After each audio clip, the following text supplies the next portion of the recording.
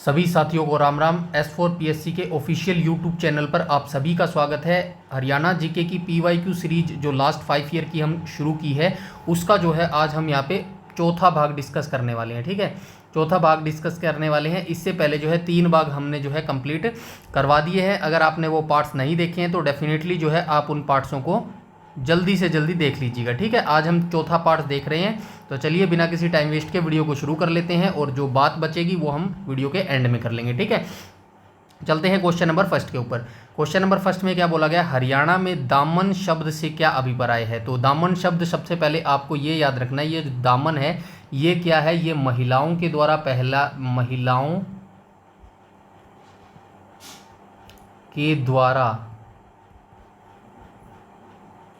पहने जाने वाला वस्त्र है। ठीक है, तो ये आप याद रखना, ये जो दामन है ये महिलाओं के द्वारा पहने जाना वस्त्र है। कुछ और मैं बता देता हूँ वस्त्र, जैसे जो महिलाओं के द्वारा पहने जाते हैं, ओढ़नी हो गया, ठीक है, कुर्ती हो गया, घाघरा चोली हो गया। ठीक है, ये सारे वस्त्र जो है स्त्री महिलाओं के द्वारा जो है पहने जाते हैं। अब आते हैं क्वेश्चन पर। तो दामन शब्द से क्या अभिप्राय हो जाएगा, तो दामन शब्द से अभिप्राय हो जाएगा एडी तक लंबा घेरेदार घाघरा। ठीक है, ये एक घाघरा होता है जो कि एडी तक लंबा होता है और घेरेदार मतलब इसके चारों ओर तरफ जो है घेरे घेरे बने होते हैं, ये होता है दामन। चलिए आइए व्याख्या देख लेते हैं। इसके व्याख्या यहाँ पे डिटेल से मैंने लिख दिया गया है, इसको भी आप चाहे तो पढ़ सकते हैं। ये जो हरियाणा का पारंपरिक वेशभूषा है दामन, इसके अंदर जो है लंबा घेरेदार घाघरा होता है। इसे आमतौर पर कुर्ती और चुन्नी के साथ जो है पहना जाता है। और यहाँ पे हरियाणा की महिलाओं के कुछ प्रमुख वस्त्र भी मैंने लिख दिए, जैसे कि दामन हो गया, ठीक है, कुर्ती हो गया, ओढ़नी और चुन्नी हो गया और घाघरा चोली हो गया। ये इंपॉर्टेंट वस्त्र हैं जो हरियाणा की महिलाओं के द्वारा पहने जाते हैं। नीचे मैंने कुछ आभूषण भी जो है मेंशन कर दिए हैं, जैसे कि बिछुए हो गया, तोड़े हो गया, झुमके हो गया, गोला बंद हो गया, नथ हो गया, और ये सारे जो आभूषण है ये महिलाओं के द्वारा पहने जाते हैं। ठीक है, वैसे आभूषणों का जो क्वेश्चन था हमने इससे प्रीवियस वीडियो में भी देखा था, इसीलिए मैं कहता हूँ सीक्वेंस वीडियो देखनी आपके लिए बेहद जरूरी है। कोई भी चीज़ आपकी जो है मिस नहीं होनी चाहिए। ठीक है, चलते हैं क्वेश्चन नंबर सेकंड के ऊपर। क्वेश्चन नंबर सेकंड में क्या बोला गया है, तो आइए देख लेते हैं क्वेश्चन नंबर सेकंड में। 1 सेकंड, ये पेन थोड़ा सा ठीक नहीं चल रहा है यार। ठीक है, क्वेश्चन नंबर सेकंड को देख लेते हैं। हाँ अब ठीक है। क्वेश्चन नंबर सेकंड में क्या बोला गया, तो निम्नलिखित में से कौन सा हरियाणा का सबसे छोटा दक्षिणी जिला, ये सबसे छोटा नहीं आएगा भाई, छोटा नहीं आएगा, यहाँ पे इसको हाइड कर लेना। ठीक है, सबसे दक्षिणी जिला पूछा गया है यहाँ पे हरियाणा का। ठीक है, तो सबसे पहले उत्तरी जिला देख लेते हैं। उत्तरी कौन सा हो जाएगा, पंचकुला हो जाएगा। ठीक है, उत्तरी पंचकुला हो जाएगा। और पश्चिमी कौन सा हो जाएगा, पश्चिमी सिरसा हो जाएगा। ठीक है, पूर्वी कौन सा हो जाएगा, पूर्वी कौन सा हो जाएगा, यमुनानगर हो जाएगा। ठीक है, और कौन सा बच गया, उत्तरी, पश्चिमी, पूर्वी और दक्षिणी बच गया। तो दक्षिणी कौन सा हो जाएगा, मेवात हो जाएगा। ठीक है, मेवात को अब किस नाम से जाना जाता है, मेवात को अब जो है नूह के नाम से जाना जाता है। ये चारों चीजें आपको याद रखना है। तो राइट ऑप्शन हो जाएगा दक्षिणी जिला पूछा है, ऑप्शन नंबर ए करेक्ट हो जाएगा क्वेश्चन नंबर सेकंड का। इसके बाद हम आ जाएंगे क्वेश्चन नंबर 3 पर। क्वेश्चन नंबर 3 में क्या बोला गया है, हरियाणा में किस मिट्टी को रोशनी के नाम से जाना जाता है। देखिए एक ये जो शब्द दिया गया ना, रोशनी, ये एक हरियाणा के अंदर जो है लोकल शब्द है। मैंने इस क्वेश्चन को अच्छी तरीके से जो है हरियाणा गवर्नमेंट के ऑफिशियल जो वेबसाइट है वहाँ पर चेक किया है, ऐसा क्वेश्चन मुझे नहीं मिला है। इसका आंसर तो राइट ये दिया गया है ऑफिशियल आंसर की, में HSSC ने ये इसको राइट माना है कि आनुपातिक रेतीली दोमट मिट्टी है ना, इसको जो है रोशनी के नाम से भी जाना जाता है। लेकिन मैं साफ साफ आपको बता देता हूँ, ऑफिशियली या फिर हरियाणा गवर्नमेंट या फिर हरियाणा के ऑफिशियली जो डिपार्टमेंट्स हैं, सोयल डिपार्टमेंट, वहाँ पर जो है ऐसे नाम से किसी को भी मेंशन नहीं किया गया है। इसीलिए मैं जो है इस क्वेश्चन को एक बार स्किप कर रहा हूं। वैसे आप याद रखना, रोशनी के नाम से जो है आनुपातिक रेतीली दोमट मिट्टी को जाना जाता है। ये HSSC के द्वारा जो है बताया गया है। ठीक है, इतनी सी जानकारी इसके बारे में, इस क्वेश्चन के बारे में मुझे आपको देनी थी। वैसे जो LM भार्गव थे, माफ कीजिएगा, जसबीर जो थे ना, डॉक्टर जसबीर थे, इन्होंने जो है हरियाणा की मिट्टी को 6 भागों में बांटा था। ठीक है, 6 भागों में बांटा था। ठीक है, किसने बांटा था, डॉक्टर जसबीर ने। ये आप याद रखना, डॉक्टर जसबीर ने जो है 6 भागों में जो है हरियाणा की मिट्टी को बांटा था। यहाँ पे आपको मिल भी जाएंगे, ये देखो 6 भागों में कौन कौन से भाग हैं। तो यहाँ पे देख लेना, हल्की मिट्टी, रेतीली दोमट मिट्टी, अत्यंत हल्की मिट्टी, दोमट मिट्टी, भारी मिट्टी, बलुई दोमट मिट्टी और पथरीली मिट्टी। ये 6 मिट्टियाँ जो है बांटी गई है। और ये जो पथरीली मिट्टी है ये नॉर्मली कहाँ पर मिलती है, तो ये जो हमारा नॉर्थ है ना, नॉर्थ मतलब हरियाणा का जो नॉर्थ है, नॉर्थ कौन सा, जो ये शिवालिक की पहाड़ियाँ हैं, शिवालिक या फिर मोरनी की पहाड़ियाँ, ठीक है।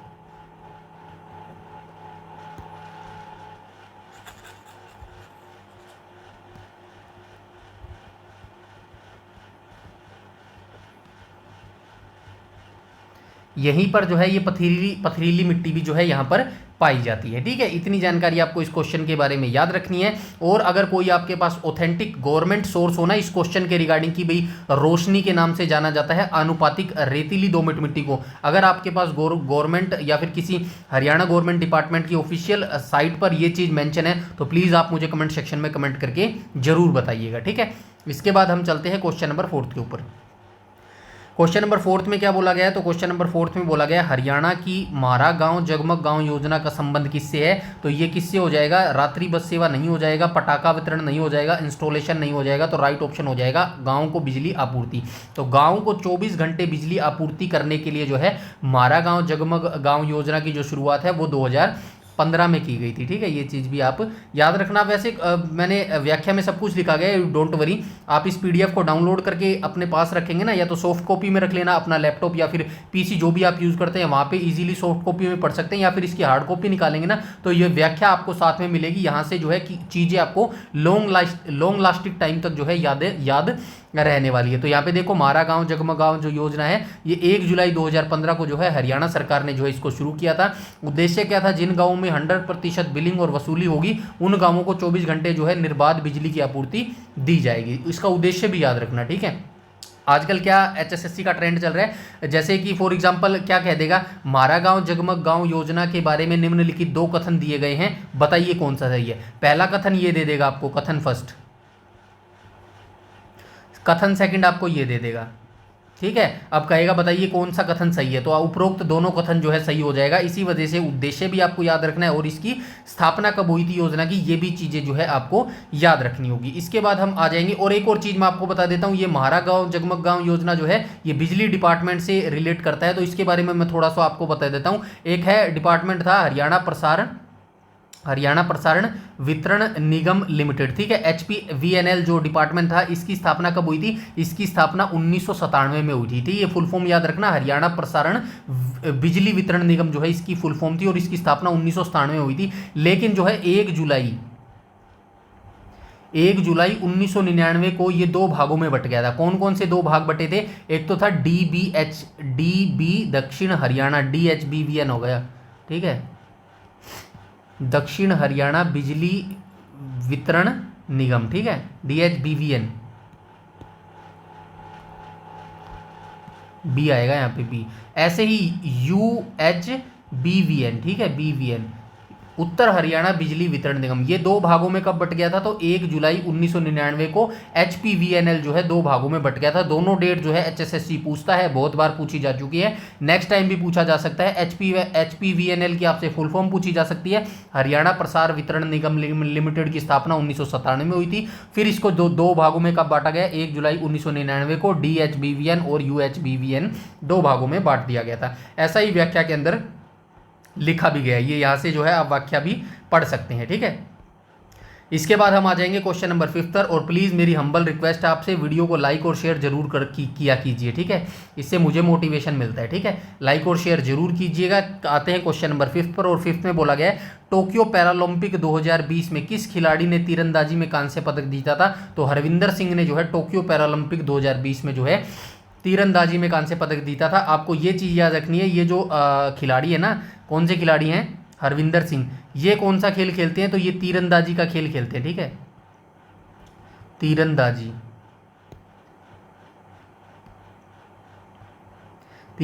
का खेल खेलते हैं। अभी जो है अभी आपसे इतना पुराना क्वेश्चन जो है आपसे नहीं पूछा जाएगा, आपसे पूछेगा तो 2024 वालों से पूछेगा, ठीक है। 2024 के जो अभी अब ओलंपिक और पैरालंपिक हुए थे ना, वहीं से क्वेश्चन पूछेगा। अभी जो नेक्स्ट एग्जाम 2025 में होंगे ना आपके HSSC के, वो सभी एग्जामों में 2024 का ही डाटा आपसे पूछा जाएगा। अब ओलंपिक की बात हुई है तो मैं बता देता हूँ, आधुनिक ओलंपिक की जो शुरुआत है ना, आधुनिक ओलंपिक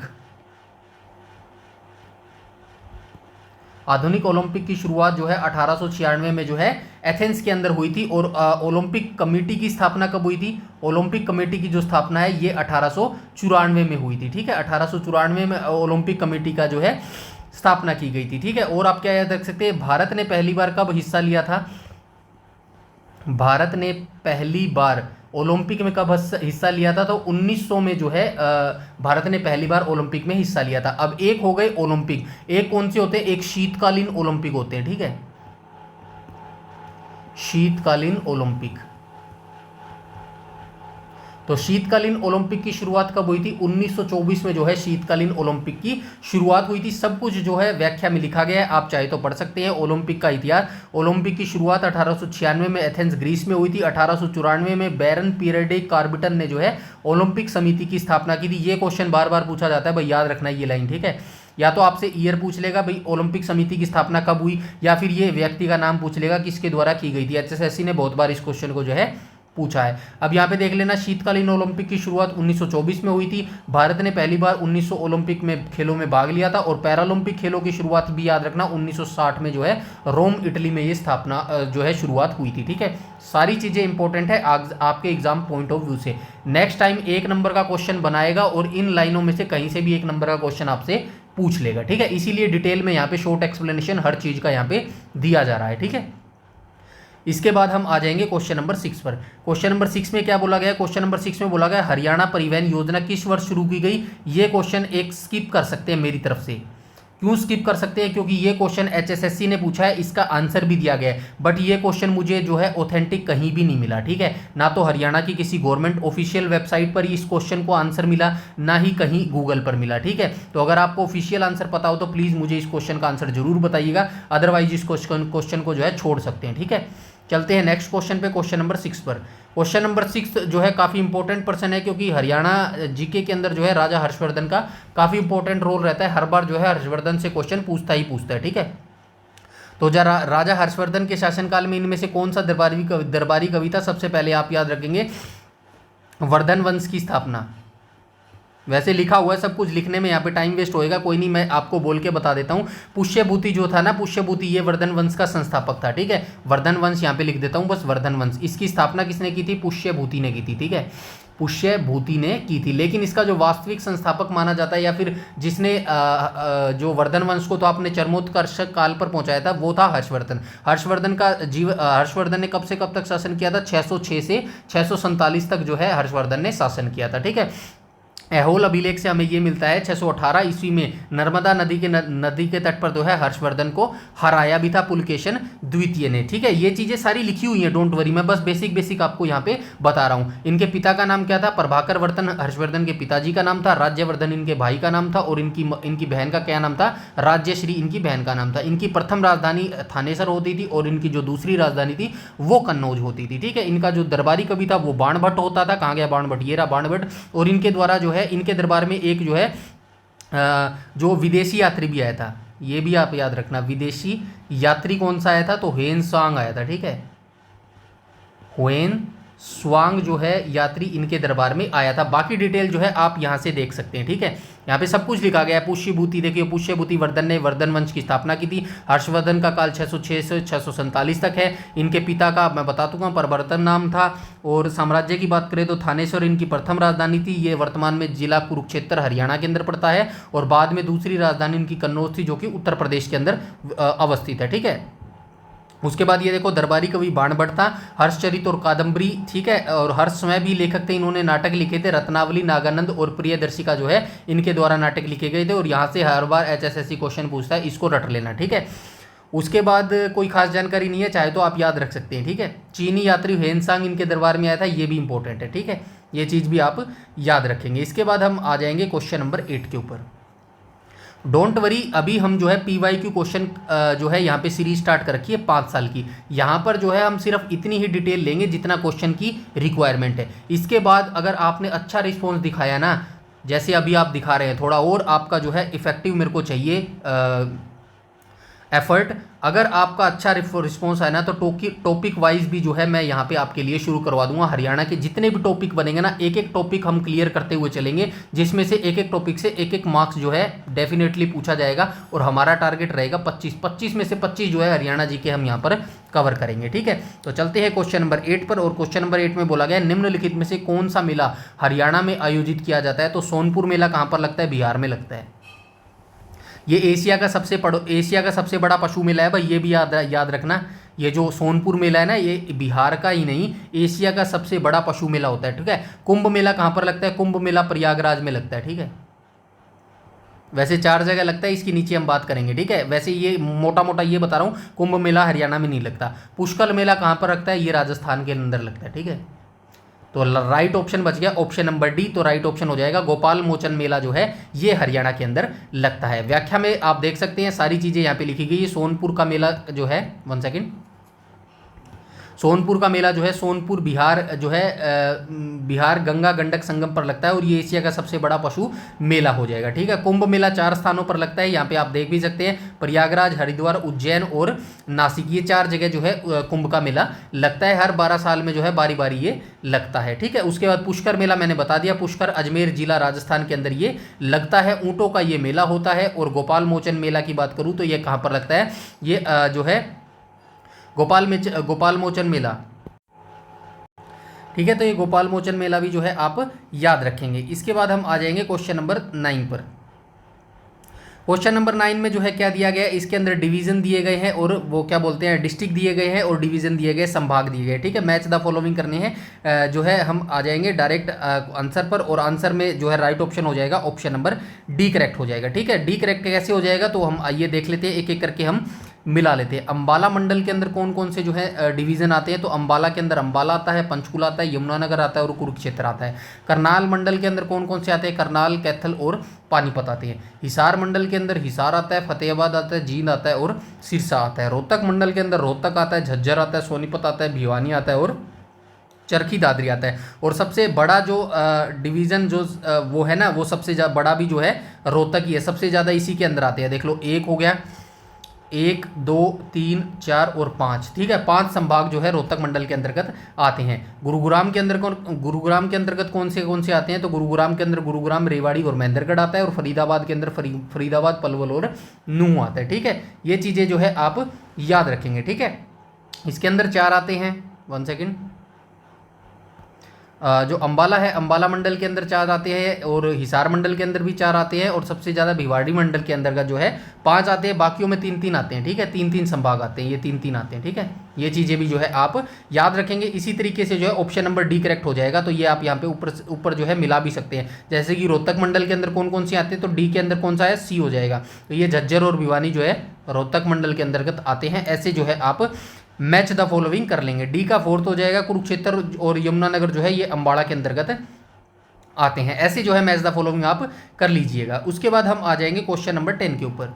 क्वेश्चन नंबर 10 में क्या बोला गया? तो क्वेश्चन नंबर 10 के अंदर बोला गया हरियाणा के औद्योगिक प्रशिक्षण संस्थानों तथा तकनीकी शिक्षा संस्थानों में कितने प्रतिशत सीटें जो है बालिकाओं के लिए आरक्षित है? तो ये 25% सीटें जो है ये औद्योगिक शिक्षण संस्थान तथा तकनीकी शिक्षा संस्थानों में जो है बालिकाओं के लिए आरक्षित है, 25% सीटें। ठीक है, ये चीज़ें आप याद रखना। उसके बाद आ जाते हैं क्वेश्चन नंबर 11 पर। और 11 में बोला गया हिसार से आने वाली शिवांगी पाठक का संबंध किस खेल से है? तो ये पर्वतारोहण है। ठीक है, ये चीज़ आप याद रखेंगे। सबसे पहले आप याद रखेंगे ये जो शिवांगी पाठक है ये हरियाणा के किस जिले से आती है? हिसार जिले से आती है। और ये कौन सा खेल खेलती है? तो ये पर्वतारोहण, जो पर्वत होती है ना, पर्वत, उनकी चोटियों को ये फतेह करती है। ठीक है, चलते हैं नेक्स्ट क्वेश्चन पे, क्वेश्चन नंबर 12 के ऊपर। क्वेश्चन नंबर 12 में बोला गया है कि भाई Indian institute of management IIM Rohtak की जो स्थापना है वो किस वर्ष की गई थी? 2009 में की गई थी। कहाँ पर है? 2009, ऑप्शन नंबर ए करेक्ट हो जाएगा। तो IIM जो रोहतक है इसकी स्थापना कब की गई थी? 2009 में की गई थी। ठीक है, इसके बाद हम आ जाएंगे क्वेश्चन नंबर 13 पर। 13 सर छोटू राम ने दिल्ली विश्वविद्यालय के किस महाविद्यालय से अपनी स्नातक की उपाधि प्राप्त की थी? तो सबसे पहले आप याद रखेंगे इनका जो जन्म था कहाँ पर हुआ था? गढ़ी सांपला में जो है इनका जन्म हुआ था, गढ़ी सांपला रोहतक में। नीचे लिखा गया है सब कुछ, you don't worry. Garhi Sampla Rohtak में इनका जन्म हुआ था, और जो इन्होंने डिग्री ली थी वो सेंट स्टीफन महाविद्यालय से जो है इन्होंने डिग्री थी। सब कुछ लिख रखा है। छोटू राम का जन्म रोहतक के छोटे से गांव गढ़ी सांपला रोहतक में हुआ है। बचपन का नाम इनका रिचपाल था। और एक और मैं अभी से आपको बता देता हूं, आज क्या है, थर्सडे है। थर्सडे है, मैंने कुछ दिन पहले आपको बताया था। हरियाणा के प्रमुख व्यक्ति, हरियाणा के प्रमुख व्यक्ति, इनके ऊपर जो है संडे को जो है वीकली हम एक सेशन रखेंगे। हर संडे को जो है एक हरियाणा का प्रमुख व्यक्ति उठाएंगे और उसके ऊपर जो है कंप्लीट डिटेल जान लेंगे। तो ये पहला संडे आने वाला है। अब थर्सडे के बाद फ्राइडे सैटरडे संडे आएगा। इस दिन हमको किस व्यक्ति का जो है कंप्लीट वीडियो करेंगे, पंडित लक्ष्मीचंद का। ठीक है, पंडित लक्ष्मीचंद जी, ठीक है। ये जी लगाना बहुत जरूरी है। काफ़ी हरियाणा के काफ़ी जाने माने ये व्यक्ति हैं। ठीक है, तो बड़े व्यक्तियों को जी से ही सम्मानित करना चाहिए, और ये हमारे जो हरियाणा है इसके काफ़ी प्रतिष्ठित व्यक्ति माने जाते हैं। ठीक है, तो इनका जो कंप्लीट जो ऑटोबायोग्राफी होगी ना, वो सारी हम जो है संडे के एग्जाम देख लेंगे। एग्जाम पॉइंट ऑफ व्यू से भी देख लेंगे। एक नंबर का क्वेश्चन जो है पंडित लक्ष्मीचंद से पूछा ही पूछा जाता है, जैसे कि पंडित लक्ष्मीचंद को हरियाणा के किस नाम से जाना जाता है। एवरीथिंग डिटेल जान लेंगे। एक नंबर क्वेश्चन आपका जो है पक्का करवा देंगे। तो ये संडे वाला सेशन स्पेशल टॉपिक वाला आप जरूर फॉलो अप कीजिएगा। ठीक है, इसके बाद हम आ जाएंगे क्वेश्चन नंबर 14 पर। क्वेश्चन नंबर 14 में क्या बोला गया, कुरुक्षेत्र विश्वविद्यालय की नींव भारत के उपराष्ट्रपति ने रखी थी। तो सबसे पहले ये रखना 1956 में जो है औपचारिक इसका उद्घाटन किया गया था, और जो इसका उद्घाटन किया था डॉक्टर राजेंद्र प्रसाद ने किया था। ठीक है, राजेंद्र प्रसाद ने इसकी नींव रखी थी। और क्या बोल सकते हैं, इसका स्टार्टिंग में जो है संस्कृत विद्यालय खोला गया था। ठीक है, संस्कृत, ये संस्कृत विश्वविद्यालय की जो है इसके अंदर स्थापना की थी। ऑप्शन नंबर डी करेक्ट हो जाएगा। यहाँ पे क्या लिखा गया, कुरुक्षेत्र विश्वविद्यालय की नींव 11 जनवरी 1957 को भारत के प्रथम राष्ट्रपति डॉक्टर राजेंद्र प्रसाद द्वारा रखी गई थी। यह विश्वविद्यालय 1956 में एक आवासीय विश्वविद्यालय के रूप में स्थापित किया गया था। दोनों डेट्स याद रखेंगे भाई, 1957 वाली भी याद रखेंगे, और एक आवासीय विश्वविद्यालय शुरुआत कब हुई थी, 1956 में इसकी शुरुआत। चलिए, थोड़ी सी डिस्टर्बेंस के लिए मैं माफ़ी चाहता हूँ। ठीक है, और ये दोनों डेट्स आपको याद रखना है भाई। ठीक है, 1956 में क्या स्थापना हुई थी, आवासीय विश्वविद्यालय के रूप में 1956 में स्थापना हुई थी, लेकिन डॉक्टर राजेंद्र प्रसाद ने जो उद्घाटन किया था वो 1957 में किया था। स्टार्टिंग में इसको जो है संस्कृत विश्वविद्यालय के रूप में जो है शुरू किया गया था। ठीक है, इसके बाद हम आ जाएंगे क्वेश्चन नंबर 15 पर। क्वेश्चन नंबर 15 में बोला गया शारदा देवी का मेला कहाँ लगता है। तो शारदा देवी का मेला कहाँ लगता है, अंबाला जिले के अंदर जो है शारदा देवी का मेला लगता है। यहाँ पे देख लेना, शारदा देवी का मेला अंबाला जिले के त्रिलोकपुर में लगता है। यह मेला चैत्र माह में आयोजित किया जाता है। यह इंपॉर्टेंट लाइन है, याद रखना। यहाँ से भी पूछ सकता है भाई कौन से महीने में आयोजित किया जाता है, चैत्र महीने में। थोड़ी सी कुकर की सीटी आ रही है भाई, उसके लिए मैं क्षमा चाहता हूँ। थोड़ी सी डिस्टर्बेंस हो रही होगी, थोड़ा सा एडजस्ट कर लीजिएगा प्लीज़। ठीक है, नेक्स्ट टाइम से मैं थोड़ा सा टाइम चेंज कर दूंगा वीडियो बनाने का। ठीक है, चल आ जाते हैं क्वेश्चन नंबर 16 पर। क्वेश्चन नंबर 16 में क्या बोला गया, हरियाणा भारत के किस हिस्से में स्थित है, तो उत्तर पश्चिम में स्थित है। ऑप्शन नंबर डी करेक्ट हो जाएगा क्वेश्चन नंबर 16 का। आप सभी को पता होगा, काफ़ी इजी क्वेश्चन है। उत्तर पश्चिम के अंदर जो है, ये उत्तर पश्चिम है ना, ये 4 दिशा होती हैं, तो ये उत्तर पश्चिम जो है ना, ये यहाँ पर हरियाणा जो है अवस्थित है। ठीक है, उत्तर पश्चिम ये वाली डायरेक्शन होती है। ठीक है, उसके बाद हम आ जाएंगे क्वेश्चन नंबर 17 पर। 17 में क्या बोला गया, 17 में बोला गया है परमवीर चक्र सम्मानित मेजर होशियार सिंह हरियाणा के किस जिले में जन्मे थे, तो ये जन्मे थे सोनीपत जिले में जो है इनका जन्म हुआ था होशियार सिंह का। ठीक है, नेक्स्ट क्वेश्चन पे आ जाएंगे। फटाफट क्वेश्चन इसको वीडियो को जो है कंप्लीट करते हैं। डिस्टर्बेंस ज़्यादा हो रही है थोड़ी सी। हरियाणा का भौगोलिक क्षेत्रफल कितना है, 44,212 है। ठीक है, 44,212 हो जाएगा। 1 नवंबर 1966 को जब हरियाणा बना था, ठीक है, तब इसके अंदर 7 जिले थे। 7 जिले थे, ये आपको याद रखना है। कौन कौन से जिले थे ये आप मुझे कमेंट सेक्शन में कमेंट करके बताएंगे। भारत का ये 17वां जिला जो है बना था। नीचे डिटेल में लिखा भी होगा, यहाँ पे देख लो। 1 नवंबर 1966 को हरियाणा भारत का 17वां राज्य बना था। क्षेत्रफल के हिसाब से हरियाणा जो है भारत का 20वां सबसे बड़ा राज्य है, और जनसंख्या के हिसाब से 18वां सबसे बड़ा राज्य है। ये तीनों लाइन जो है आपको याद रखनी है। ठीक है, हरियाणा राज्य दिवस किस दिन मनाता है, 1 नवंबर 1966 को बनाता है। ठीक है, उसके बाद हम आ जाएंगे क्वेश्चन नंबर 20 पर। 20 में बोला गया रिचार्जिंग बेल निर्माण हरियाणा की किस योजना के अंतर्गत आता है? तो ये जो रिचार्जिंग बेल निर्माण है ये हरियाणा की मेरा पानी मेरी विरासत के जो है अंतर्गत आता है। और इसकी जो स्थापना है ना, शुरुआत है, मेरा पानी मेरी विरासत जो योजना है ये खरीफ की फसल के लिए शुरू की गई थी हरियाणा सरकार के द्वारा, जिसकी स्थापना जो है 2020 में की गई थी। सारी डिटेल यहाँ पे लिखी गई है, यहाँ से व्याख्या जो है आप पढ़ सकते हैं। ये PDF कंप्लीटली फ्री कहाँ पर मिलेगी? हमारे टेलीग्राम चैनल पर मिलेगी, जिसका लिंक आपको इस वीडियो को डिस्क्रिप्शन में मिल जाएगा। ठीक है।